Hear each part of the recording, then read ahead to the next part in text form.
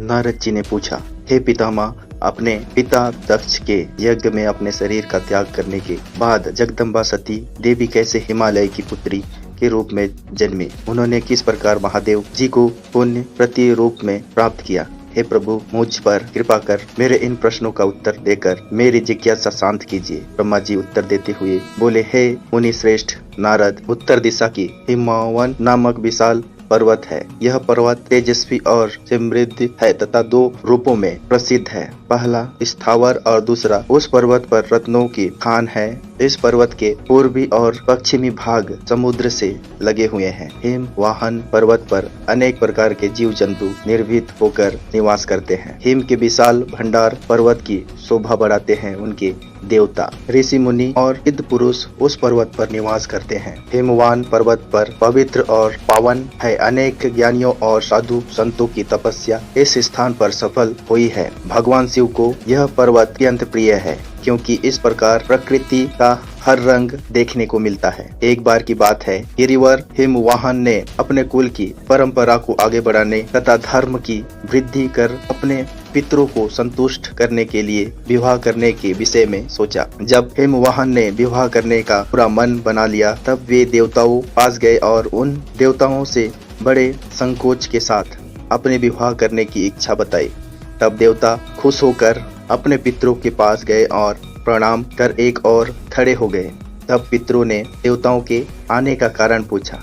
इस पर देवताओं ने कहा, हे पितरों, आपकी सबसे बड़ी पुत्री मैना मंगल स्वरूपिणी है। आप मैना का विवाह गिरिराज हिमवाहन से कर दें। इस विवाह से सभी को लाभ होगा, सबका मंगल होगा तथा साथ ही हमारे कुल में जन्मे इन कन्याओं में से कम एक तो श्राप मुक्त हो जाएगी। तब पितरों ने थोड़ा विचार करने के बाद इस विवाह की स्वीकृति प्रदान कर दी। पितरों ने बहुत बड़ा उत्सव रचाया और अपनी पुत्री मैना के साथ हिमवाहन का विवाह कर दिया। विवाह उत्सव में श्री हरि विष्णु सहित देवी देवता सम्मिलित हुए थे। विवाह उपरांत सभी देवता प्रसन्नता पूर्वक अपने अपने लोक चले गए। हिमवाहन भी मैना के साथ अपने लोक को प्रस्थान कर गए। नारद जी ने बोले, हे पितामह, अब आप मैना की उत्पत्ति के बारे में बताएं, साथ ही कन्याओं को दिए श्राप के बारे में मुझे बताकर मेरी शंका का समाधान कीजिए। नारद जी के ये प्रश्न सुनकर ब्रह्मा जी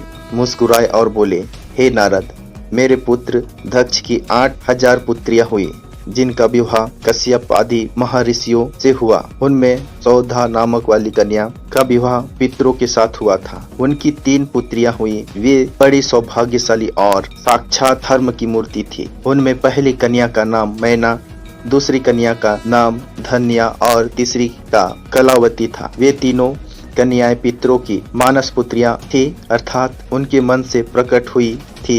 इन तीनों का जन्म माता की कोख से नहीं हुआ था। वे संपूर्ण जगत की वंदनीय हैं। इनके नामों का स्मरण और कीर्तन करके मनुष्य को सभी मनोवांछित फलों की प्राप्ति होती है। वे तीनों सारे जगत में मनुष्य एवं देवताओं से प्रेरित होती हैं। इनको लोक माताएं नाम से भी जाना जाता है। मुनि श्रीवर, एक बार मैना, धन्या और कलावती तीनों बहनें श्वेत द्वीप में विष्णु जी के दर्शन करने के लिए गई। वहाँ बहुत से लोग एकत्रित हो गए थे।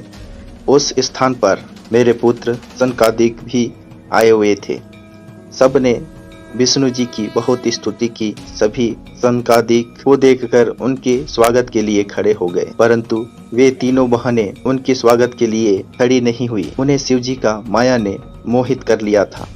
तब इन बहनों के इस बुरे व्यवहार से वे क्रोधित हो गए और उन्होंने इन बहनों को श्राप दे दिया। सनकादिक मुनि बोले कि तुम तीनों बहनों ने अभिमानवश खड़े होकर मेरा अभिवादन नहीं किया, इसलिए तुम सदैव स्वर्ग से दूर हो जाओगी और मनुष्य के रूप में ही पृथ्वी पर रहोगी। तुम तीनों मनुष्यों की ही स्त्रियां बनोगी। तीनों साध्वी बहनों ने चकित होकर ऋषि का वचन सुना। तब अपनी भूल स्वीकार करके वे तीनों सिर घुमाकर सनकादिक मुनि के चरणों में गिर पड़ी और उनकी अनेकों प्रकार से स्तुति करने लगी।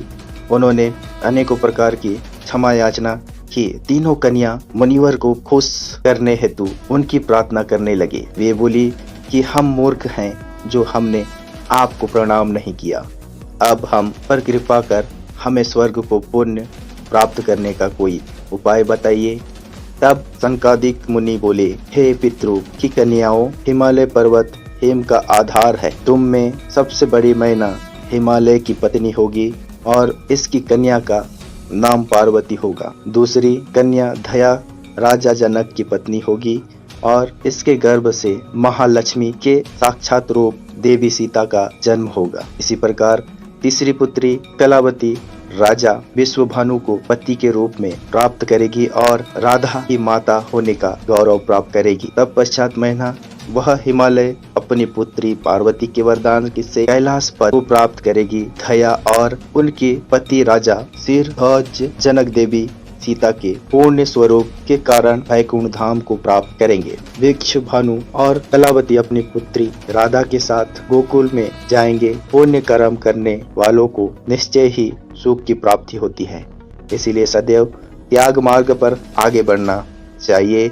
तुम पितरों की कन्या होने के कारण स्वर्ग भोगने योग्य हो, परंतु मेरा श्राप भी अवश्य फलीभूत होगा। परंतु जब तुमने मुझसे क्षमा मांगी है तो मैं तुम्हारे श्राप के असर को कुछ कम अवश्य कर दूंगा। धरती पर अवतरित होने के पश्चात तुम साधारण मनुष्य की भांति रहोगी, परंतु विवाह के पश्चात जब तुम्हें संतान प्राप्ति हो जाएगी और तुम्हारी कन्याओं को यथा योग वर मिल जाएंगे और उनका विवाह हो जाएगा, अर्थात तुम अपनी सभी जिम्मेदारियों को पूर्ण कर लोगी, तब भगवान श्री हरि विष्णु के दर्शनों से तुम्हारा कल्याण हो जाएगा। मैना की पुत्री पार्वती कठिन तप के द्वारा शिव की प्राण वल्लभा बनेगी। दया की पुत्री सीता दशरथ नंदन श्री रामचंद्र जी को पति रूप में प्राप्त करेगी। कलावती की पुत्री राधा श्री कृष्ण से स्नेह में बंधकर उनकी प्रिय बनेगी। यह सुनकर मुनि सनकादिक वहां से अंतर्ध्यान हो गए। तब पश्चात पितरों की तीनों कन्या श्राप से मुक्त होकर